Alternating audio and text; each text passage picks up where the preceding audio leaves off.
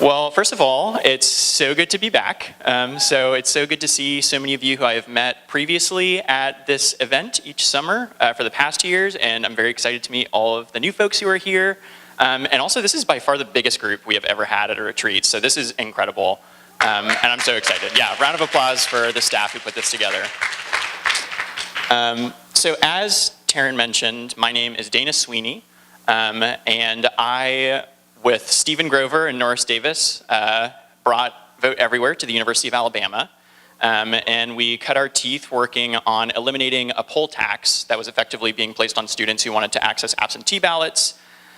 Since then, I've moved on to now working full-time as an organizer for the Alabama Appleseed Center for Law and Justice, based in Montgomery. Thank you. And I am continuing organizing work through my Puffin Democracy Fellowship project, which is the Rural Restoration Project, and which focuses on felony disenfranchisement in rural Alabama. So, to sort of start, if I can, oh, it's down, isn't it? There we go, okay.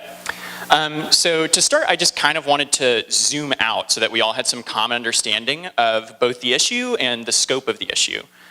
So for starters, just a working definition to determine what is felony disenfranchisement.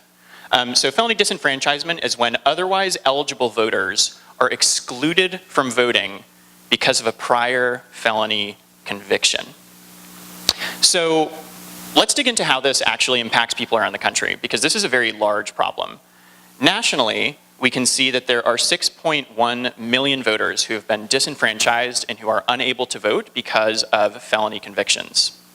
I've drawn out, as an example, Florida, which is the worst state for felony disenfranchisement, where we see about 1.7 million Floridians who are unable to vote because of felony convictions. And that includes about 10% of all otherwise eligible voters across the state, and it includes a quarter of all otherwise eligible black voters in the state of Florida.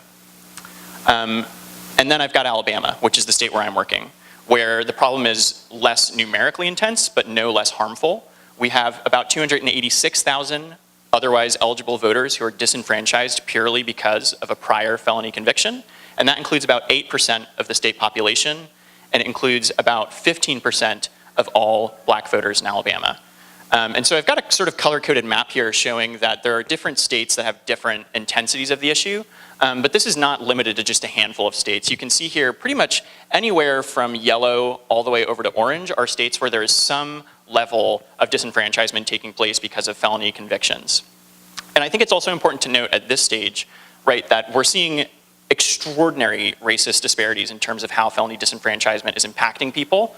And so I think it's important to recognize that and to see felony disenfranchisement as one major sort of plank in the very concerted, intentional voter suppression sort of apparatus that has grown over the last 20 years or so. So this is a major front in voting rights work today. Next, I wanted to zoom in a little bit now that we have some common understanding of what the issue is and what the scope of the issue is. So in Alabama, for a very long time, the law on the books stated that if you had a conviction that fell into a class termed moral turpitude, a moral turpitude conviction, then you would never be able to vote again.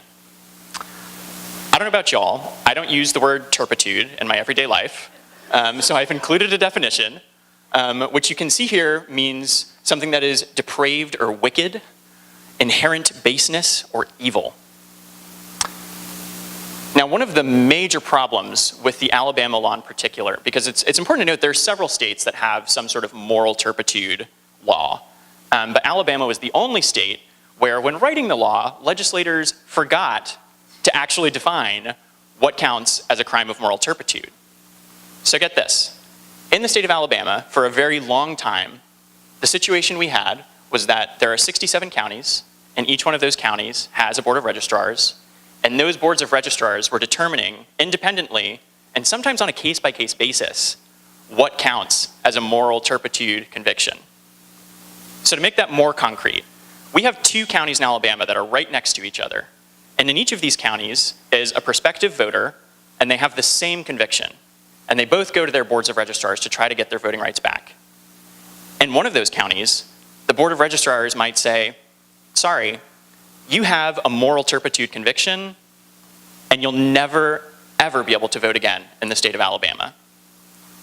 The next county over, it was the case that that same voter with the same conviction could be told, oh yeah, you're totally good to go. Here's a voter registration form.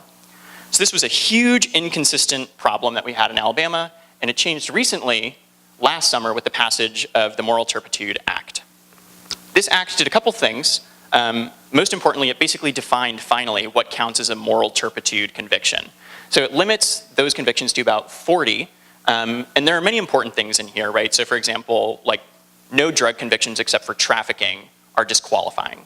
So there are literally tens and tens and tens of thousands of people in Alabama who had a felony conviction for a minor amount of possession for marijuana or some other type of drug, who have been told they'll never be able to vote again. And that's no longer true.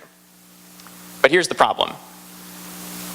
Enter John Merrill, who has the dual honor of being our Secretary of State and my most recent Halloween costume.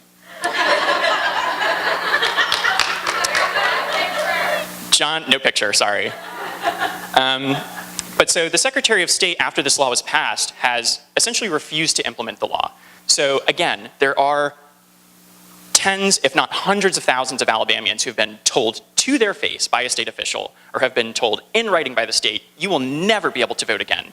And even though that's no longer true, the state is not contacting those voters or doing any meaningful outreach to let them know that the law has changed. So unless you are a political junkie watching what's going on at the State House in Montgomery, you have no idea that the law has changed, and why would you ever suspect, after being told that you'll never be able to vote again, that you have that ability?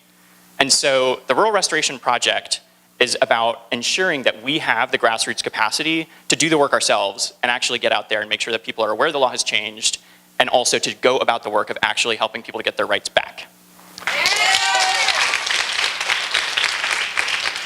So, that's our sort of mission statement, which I sort of just covered, spreading awareness and building grassroots capacity. And the way that we're doing this, I am partnering with the Southern Poverty Law Center and also the Campaign Legal Center, who have created a joint project where they've hired 3 full-time organizers who are working in the state to do full-time voting rights restoration work. Now, I have a full-time job of my own, so this fellowship is me supplementing the regional organizer for Central Alabama. So he's focusing on the major centers of population, and I will be assisting him in that work by working in predominantly rural counties in Central Alabama. So you can see here all of the light blue counties are the ones that I'll be focusing on, and the dark purple county is Montgomery County, where I live. I just wanted to make a quick plug, and I know I'm running really short on time. I've got a lot to say. I was going to make a short plug that I think rural areas are something that all of us should be very mindful of, as these are spaces that are often left out of not only voting rights spaces, but also just advocacy spaces in general and movement spaces. And these are often places where the deepest harms are being felt with the fewest platforms and the most scarce resources. So that's why I'm very excited about this opportunity. And our model essentially involves conducting group trainings so that people are trained in conducting voting rights restoration work, doing one-on-one follow-ups with particularly eager people that we meet through the mass meetings, creating community hubs where people can go on a sort of outstanding basis to get their rights restored and to find out how to do that, and then finally doing community canvassing and knocking door to door. And so far, we're still early in this project, and we are still building our model out, but so far we have trained 226 people in 4 counties.